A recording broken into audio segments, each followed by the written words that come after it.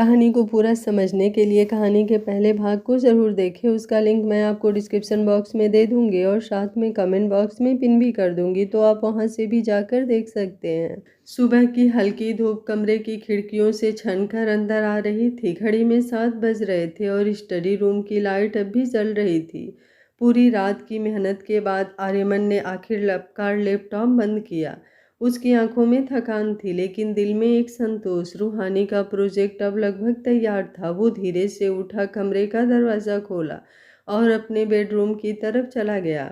कमरे में रूहानी आधी उठी हुई थी। बस उसकी हल्की सी आहट पर उसने अपनी आंखें खोली। उसके चेहरे पर मंद सी उदासी थी, जो उसे देखते ही छिपाने की नाकाम कोशिश कर रही थी। उठ गई तुम? आर्यमन ने बेहद नरम आवाज़ में पूछा। हाँ, आप कब आए? रूहानी की आवाज़ हल्की थी, पर उसके भीतर सवालों का तूफान था। थोड़ी देर पहले। तुम्हें जगाना नहीं चाहता था। आपने रात को सोया नहीं? उसकी आवाज़ में उतनी ही बेचैनी थी। आर्यमन एक पल को रुक गया, फिर बोला, थोड़ा सा काम था, बस आज फाइनल करना था, शाम तक सब ठीक हो जाएगा। उसके शब्दों में जल्दबाजी थी। वो ध्यान रखने वाली मीठी गहराई कहीं पीछे छूट चुकी थी। रूहानी का दिल और खींच गया। आप बैठिए, मैं आपके लिए चाय। नहीं नहीं, मैं ऑफिस के लिए लेट हो रहा हूँ, बाद में बातें करेंगे, ठीक है? बस वही 2-4 बातें। और वो मुड़ गया। दरवाज़ा बंद हुआ और रूहानी की बेचैनी उस आवाज़ के साथ और गहरी होती चली गई। कार में बैठते ही आर्यमन ने अपने असिस्टेंट से कहा, साइट पर चलते हैं, रूहानी का प्रोजेक्ट कहाँ तक हुआ है चेक करना है। कुछ मिनटों बाद गाड़ी एक बड़े खाली से दिख रहे कंपाउंड के सामने रुकी। यही वो जगह थी जहां रूहानी का ड्रीम स्टार्टअप तैयार हो रहा था।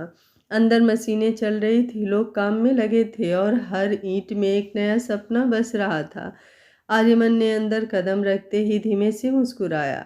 बस कुछ दिन और फिर सब परफेक्ट। उधर कमरे में वापस लौटकर रूहानी अकेली बैठी थी। दिल में अजीब घुटन थी। उसने अपनी माँ को कॉल मिलाया। कैसी हो बेटा? माँ की गर्माहट ने उसके टूटे हुए मन को छू लिया। मैं ठीक हूँ। उसके ठीक में ठीक कुछ भी नहीं था। माँ ने तुरंत समझ लिया। क्या हुआ? कुछ नहीं, बस आर्यमन बहुत बदले से लग रहे हैं, मुझसे दूर दूर रहते हैं। पता नहीं मैं सोच रही हूँ या सच। माँ ने ठहर कर कहा, रूहानी, हर आदमी काम में व्यस्त होता है, इसका मतलब ये नहीं कि वो तुमसे दूर हो गया है। आर्यमन बहुत अच्छा लड़का है, उसके साथ तुम्हारी जिंदगी खुशियों से भर जाएगी। उसकी नीयत पर शक मत करो बेटा। रूहानी की आंखों से आंसू गिर पड़े। माँ, कभी कभी लगता है कि शायद मैं उसे डिजर्व ही नहीं करती। ऐसी बातें मत करो। जिसने तुम्हें टूटे हुए हाल में संभाला, वो तुम्हें यूं ही नहीं छोड़ेगा। रिश्ते में डर नहीं, भरोसा होना चाहिए। कॉल कट गया। कमरे में सन्नाटा रह गया और उसके दिल में एक ही सवाल, क्या सच में मैं गलत सोच रही हूँ? कुछ देर बाद वो नीचे ब्रेकफास्ट के लिए आई। टेबल पर सब बैठे थे, एक खुशनुमा गर्माहट फैलाए हुए। अरे रूहानी, गुड मॉर्निंग। आओ बेटा, नाश्ता कर लो, तुम्हारा फेवरेट आलू पराठा बनाया है। सब उसके आने से खुश थे, उससे प्यार से बात कर रहे थे। रूहानी ने हल्की मुस्कान दी, पर वो मुस्कान सिर्फ फोटो पर थी, दिल तक नहीं पहुंची। उसकी आंखें बार बार ऊपर की तरफ उठ रही थी, जहां से आर्यमन नीचे आने वाला नहीं था। रात का वक्त हो चुका था। हवाओं में हल्की ठंडक घुली हुई थी और राठौर मेंशन की लाइटें अब धीरे धीरे शांत पड़ती जा रही थी। सब अपने कमरों में आ चुके थे। बस बाहर ड्राइववे में कार के रुकने की हल्की आवाज़ आई। आर्यमन घर पहुंच चुका था। वो किसी से फ़ोन पर धीमी आवाज़ में बात कर रहा था। हाँ हाँ, मैं पहुंच गया हूँ, सब फाइलें देख ली है, कल सुबह की मीटिंग फिक्स कर देना। प्रोजेक्ट में एक भी गलती नहीं होनी चाहिए। उसकी आवाज़ में थकान थी, पर साथ ही एक छुपी हुई जल्दबाजी थी। उसने फ़ोन लॉक किया और सीढ़ियों की तरफ बढ़ गया। उसके कदम शांत, लेकिन सोचों का शोर बहुत ज़्यादा था। वो सीढ़ियों से ऊपर चढ़ा और अपने कमरे की तरफ जा रहा था कि अचानक रूहानी भी अपने कमरे से बाहर आई। शायद उसे नींद नहीं आ रही थी। दोनों एक मोड़ पर आमने सामने आकर बैठ गए। सामने पड़ते ही जाने कैसे दोनों के कदम थम गए। एक पल के लिए उनके बीच की हवा भी जैसे रुक गई। रूहानी को खुद महसूस हुआ, उसकी धड़कनें अचानक तेज हो रही थीं। आर्यमन ने उसे देखा जैसे पहली बार देख रहा हो। उसकी आंखों में थकान थी, मगर रूहानी को देखते ही उनमें एक अजीब सी नरमी उतर आई।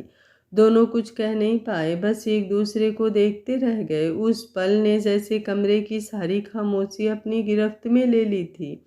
रूहानी के चेहरे पर कुछ बाल आकर टिक गए थे, हल्के रेशमी, जो उसकी सांस के साथ भी हिल रहे थे। आर्यमन ने जाने कब बहुत धीरे से अपनी उंगलियां बढ़ाकर वो बाल उसके चेहरे से हटाए। उसकी उंगली के स्पर्श से रूहानी की सांस ही अटक गई। उसे लगा जैसे उसके सीने में कोई घंटी बज गई हो। आर्यमन की उंगलियां उसके बालों को हल्के से कान के पीछे ले गई और वो एक पल रुका। उसकी आवाज़ धीमी, बहुत धीमी, मगर पूरी मदहोशी में थी। तुम इतनी खूबसूरत क्यों हो? रूहानी की सांस कांप गई, उसके गालों में हल्की लाली आ गई। दिल की धड़कनें इतनी तेज थी कि उसे लगा शायद आर्यमन सुन लेगा। 2 सेकंड, 3 सेकंड, लेकिन वो पल दोनों के लिए जैसे बहुत लंबा था। अचानक जैसे ही आर्यमन को खुद का एहसास हुआ, जैसे उसे महसूस हुआ कि उसने क्या कह दिया है, वो एक झटके से पीछे हटा। उसकी आंखों में घबराहट और खुद पर काबू खोने का डर दोनों साफ झलक रहा था। उसने बिना कुछ कहे अचानक दरवाजे की तरफ देखा और जल्दी से वॉशरूम की ओर चला गया। रूहानी यहीं खड़ी रह गई, उसका दिल अभी भी धड़क रहा था, उसके गाल अभी भी गर्म थे। उसे समझ नहीं आया ये क्या हुआ और क्यों हुआ। वॉशरूम का दरवाज़ा बंद होने की आवाज़ आई और फिर टाइल्स पर गिरती पानी की हल्की आवाज़ें, जैसे आर्यमन खुद को संभालने की कोशिश कर रहा हो। रूहानी बहुत देर तक वहीं जमी रही, फिर धीरे धीरे मुड़कर कमरे की तरफ बढ़ी। कुछ मिनट बाद वॉशरूम का दरवाज़ा खुला, आर्यमन बाहर आया, चेहरा धुला हुआ, बाल थोड़े बिखरे, लेकिन आंखें वो अभी भी उसी पल में कहीं अटकी हुई थी। रूहानी ने उसकी तरफ देखा, फिर तुरंत नजरें झुका ली। माहौल में अजीब सी खामोशी फैल गई, एक खामोशी जिसमें हजारों अनकहे सवाल थे। तभी उसने हल्की आवाज में कहा, मैं आपके लिए नीचे से चाय लेकर आती हूँ। आर्यमन बस उसे देखता रहा, कुछ बोलना चाहता था मगर शब्द नहीं मिले। रूहानी कमरे से बाहर निकलकर सीढ़ियों से नीचे चली गई। उसके कदम हल्के थे पर दिल भारी। वो चाय बनवाने के लिए किचन में गई, पर उसके भीतर सवालों का तूफान चल रहा था। क्या वो पल सिर्फ एक गलती थी, या आर्यमन भी वही महसूस कर रहा है जो वो खुद महसूस कर रही है? उधर कमरे में आर्यमन ने अपना फ़ोन उठाया। शायद उसे लगा रूहानी अभी नीचे होगी, इसलिए उसने बिना हिचकिचाहट के कॉल मिला दिया। उसकी आवाज़ आज बहुत स्पष्ट थी, किसी और समय से ज़्यादा। हाँ सुनो, ये प्रोजेक्ट मेरी ज़िंदगी का सबसे बड़ा प्रोजेक्ट है, समझे? इसमें एक भी कमी नहीं रहनी चाहिए। वो धीमे धीमे कमरे में टहल रहा था, बिल्कुल अनजान कि रूहानी ऊपर आने वाली है।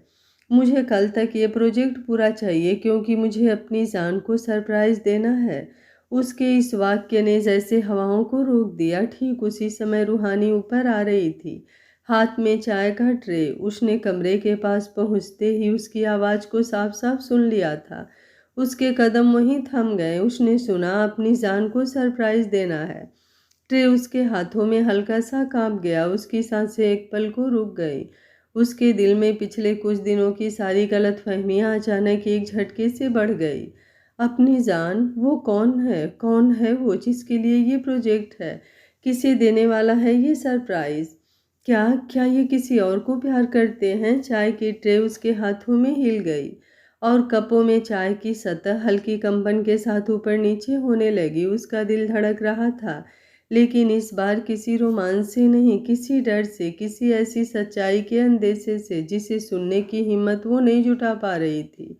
कमरे के अंदर आर्यमन को बिल्कुल अंदाजा नहीं था कि उसके शब्द किसी को कितने गहरे चोट पहुंचा रहे हैं। वो अपनी ही दुनिया में खोया हुआ बोले जा रहा था।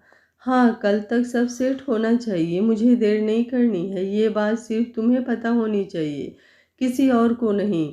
रूहानी ने अपनी आंखें बंद कर ली, सांस अटक गई। उसे लगा शायद अब उसका डर सच में सच होने वाला है। चाय की ट्रे को सीने से भींचते हुए वो वहीं रुक गई, बिना हिम्मत किए कमरे में जाने की।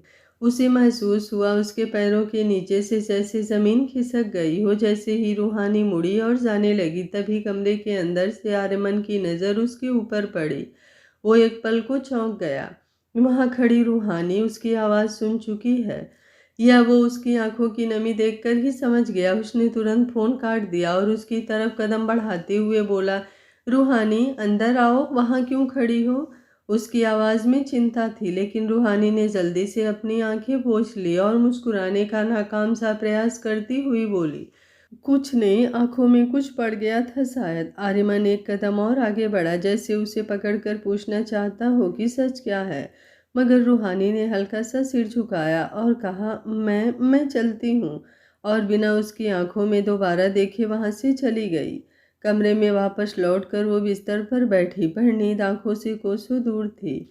दूसरी तरफ आर्यमन भी अपनी जगह पर करवटें बदल रहा था। उसके दिल में कल के सरप्राइज की हल्की सी बेचैनी थी। वो वक्त जल्द से जल्द आ जाए जब वो रूहानी की आंखों में उसके लिए खुशी देख सके। वो हर पल बस यही सोच रहा था कि कैसे कल उसे उस सरप्राइज से खुश करेगा जो वो इतने दिनों से प्लान कर रहा है।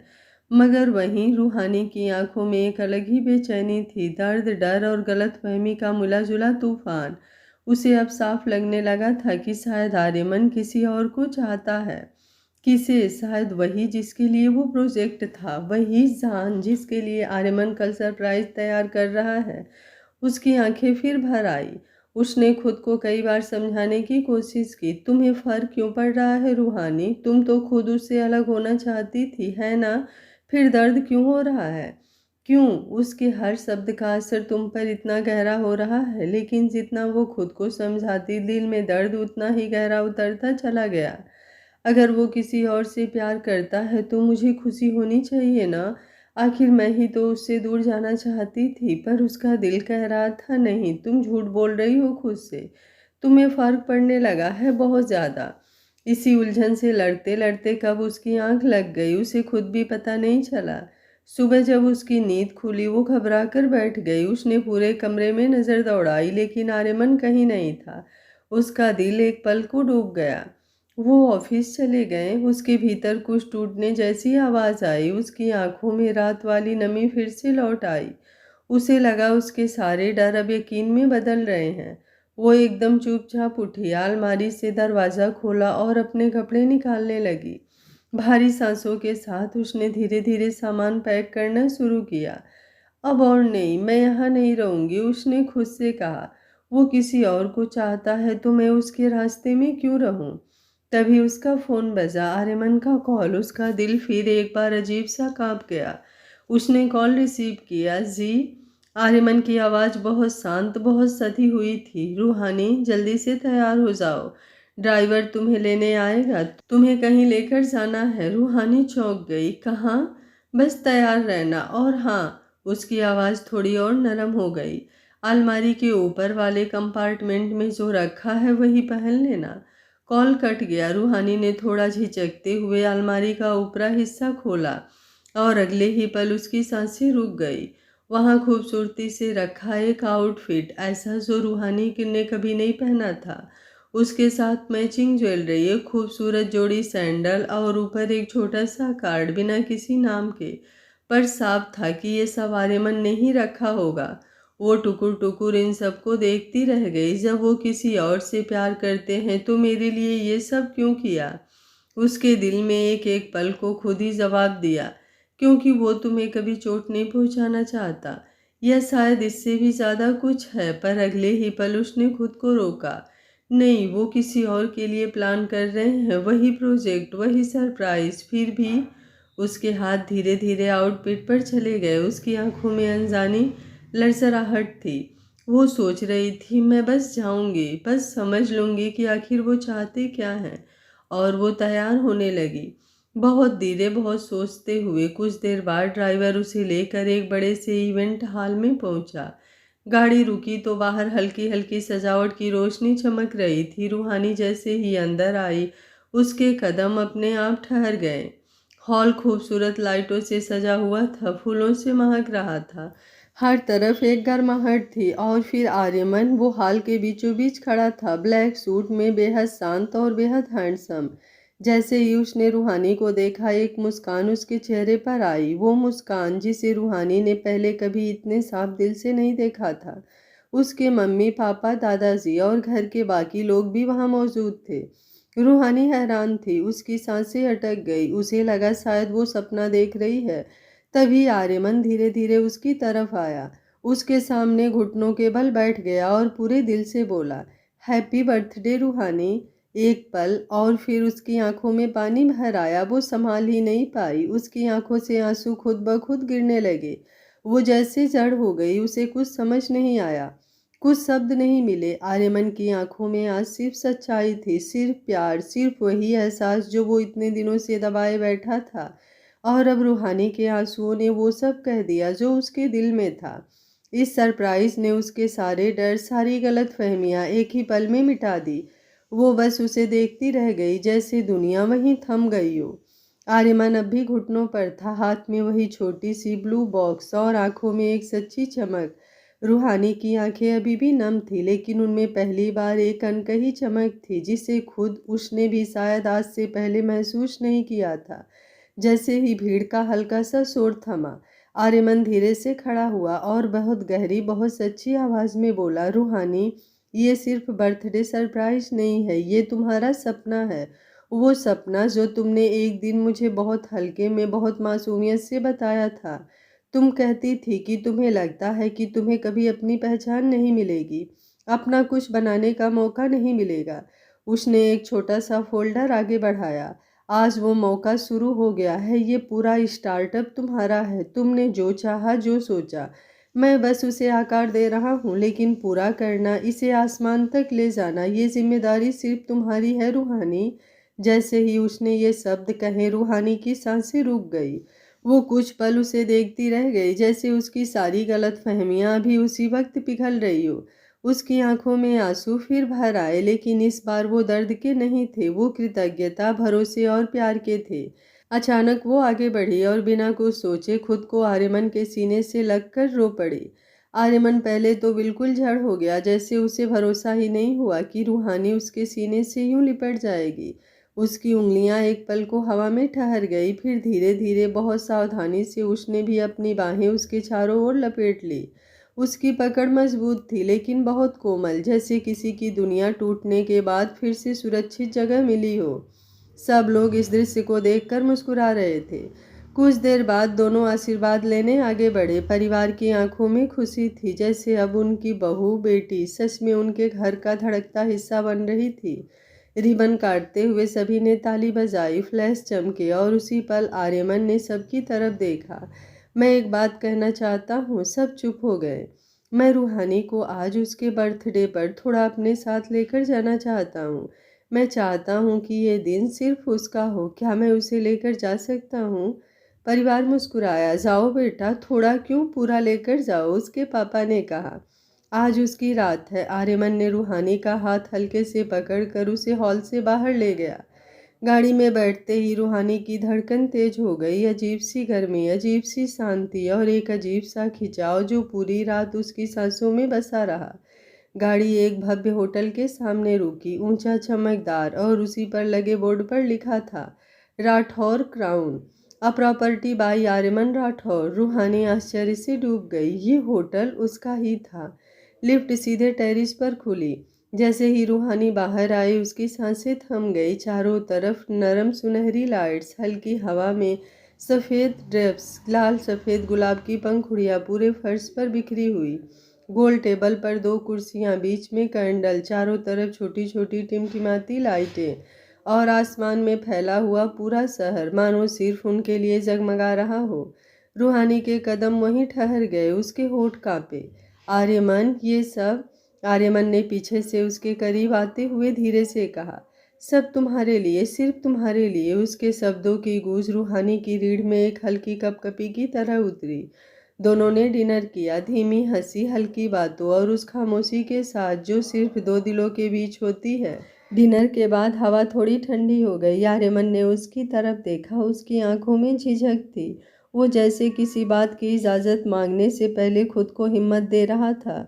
उसने बहुत धीरे से कहा, रूहानी, क्या मैं तुम्हारे माथे पर एक किस कर सकता हूँ? उसकी आवाज़ इतनी हल्की थी जैसे वो खुद भी यकीन नहीं कर पा रहा हो कि उसने ये कहा है। रूहानी का दिल एकदम धड़कना भूल गया। एक पल, दो पल, और फिर उसने धीरे धीरे उसके पास कदम बढ़ाए। आर्यमन एकदम स्तब्ध होकर उसे देख रहा था। रूहानी ने अपना हाथ उसके गाल पर रखा और बिना कोई शब्द कहे आगे बढ़कर पहले उसके माथे पर फिर उसके गाल पर बहुत कोमल, बहुत धीमा पर पूरे प्यार से किस किया। आर्यमन के पैरों तले जमीन जैसे खिसक गई। वो उसके इतना करीब कभी नहीं आई थी। फिर रिहानी ने उसकी कॉलर पकड़कर उसे और करीब खींचा, इतना कि उनके बीच सिर्फ सांसों का शोर था। उसकी आवाज़ काँप रही थी पर हर शब्द साफ था। तुम्हें इजाज़त लेने की ज़रूरत नहीं है, मुझ पर हक है तुम्हारा, मुझे प्यार करने का, मुझे छूने का। मेरे मन पर, मेरे तन पर, हर जगह सिर्फ तुम्हारा हक है आर्यमन। उसके शब्दों ने आर्यमन के दिल की धड़कनें जैसे थाम ली। रूहानी की आंखों में पहली बार बिना झिझक का, बिना डर का साफ साफ प्यार था। उसने उसकी आंखों में देखते हुए कहा, क्योंकि अब मैं तुम्हारी हूँ आर्यमन, पूरी की पूरी तुम्हारी। रूहानी की आवाज़ टूटने लगी। कल रात मुझे गलतफहमी हुई थी और मैं पूरी रात सो नहीं सकी। मेरा दिल बेचैन था, जैसे कोई दर्द अंदर से चुभ रहा हो। मैं सुबह से बस लड़ती रही खुद से, अपने ही सवालों से, और तब मुझे सच में एहसास हुआ। वो उसकी ओर झुक गई, अपना माथा उसकी छाती पर टिकाकर फुसफुसाई, मैं तुमसे प्यार करने लगी हूँ आर्यमन, बहुत ज़्यादा, बहुत बहुत ज़्यादा। आर्यमन का दिल जैसे उसी वक्त पिघल गया। उसकी बाहें अपने आप रूहानी के चारों ओर कस गई। वो उसे अपने सीने से ऐसे लगाकर खड़ा था मानो दुनिया वहीं थम जाए और रात के आसमान में शहर की रोशनियां उनके मिलन की गवाह बन चुकी थी। टेरिस की नरम रोशनी में जब संगीत धीरे से बजा, आर्यमन ने रूहानी का हाथ थामकर उसे अपने करीब खींच लिया। रूहानी की सांसें उलझ गई, उसका दिल जैसे पहली बार इतनी तेज धड़क रहा था। आर्यमन ने उसकी कमर पर अपना हाथ रखा और दोनों धीमे धीमे झूलने लगे। हवा में हल्की सी ठंडक थी, लेकिन उनके बीच केवल गर्म एहसासों की तपिश चल रही थी। रूहानी कभी उसकी आंखों में देखती, कभी नजरें झुका लेती, और हर बार आर्यमन की उंगलियां उसकी कमर पर भीग जाती, जैसे वो उसे अपने दिल से और करीब महसूस करना चाहता हो। धीरे धीरे डांस करते हुए आर्यमन झुका और उसके गाल को अपनी उंगलियों से सहलाया। रूहानी की पलकें कांप गई। आर्यमन उसकी आंखों में उतर गया, फिर उसके होठों पर बहुत कोमल, बहुत धीमी, बहुत प्यार भरी किस रख दी। रूहानी जैसे थम गई। उसने अपनी उंगलियां उसके शर्ट के कॉलर में फंसा दी और खुद ही उसके और करीब खिंचाई। अगले ही पल आर्यमन उसके गर्दन के पास झुका और हल्के से उसके गालों पर प्यार भरी नरम सी किस रखने लगा। रूहानी की सांसें भारी होने लगी। उसका हाथ अपने आप आर्यमन की पीठ पर कस गया। वो पल किसी सपने जैसा था, न ज़्यादा तेज, न ज़्यादा धीमा, बस परफेक्ट। रूहानी उसके सीने पर सिर रखे खड़ी थी जब आर्यमन ने उसे अचानक अपनी बाहों में भर लिया और उसे गोद में उठा लिया। रूहानी हल्का सा चौंकी, लेकिन उसकी बाहें अपने आप उसकी गर्दन पर लिपट गई। आर्यमन उसे उठाकर उस कमरे में ले गया जो उसने आज के लिए खास सजवाया था। मदमाती लाइट्स, फूलों की हल्की खुशबू और कमरे में हर चीज जैसे उन दोनों को एक साथ देखने के लिए इंतजार कर रही थी। आर्यमन ने उसे बहुत नरमी से बिस्तर पर बैठाया और उसके सामने घुटने टेक कर उसकी आंखों में देखने लगा। रूहानी ने हल्की मुस्कान के साथ पूछा, आपको कैसे पता था कि आज मैं अपने प्यार का इजहार करूंगी? आर्यमन ने उसकी हथेलियां थाम ली और बहुत प्यार से बोला, तुम्हारी आंखें बता रही थी, तुम्हारा हर बर्ताव, तुम्हारा मुझे देखने का तरीका, जैसे तुम खुद समझ नहीं पा रही थी, पर मैं हर पल महसूस कर रहा था कि तुम्हारे दिल में मेरे लिए कुछ बदल रहा है।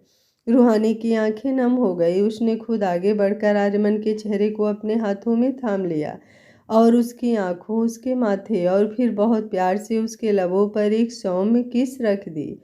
उसकी आवाज़ भर्रा गई, तुम्हें इजाज़त की कोई ज़रूरत नहीं है, मुझ पर हक है तुम्हारा, मुझे प्यार करने का, मुझे छूने का। मेरे दिल पर, मेरी रूह पर, हर जगह सिर्फ तुम्हारा हक है, क्योंकि अब मैं पूरी तरह से तुम्हारी हो चुकी हूँ आर्यमन। I love you.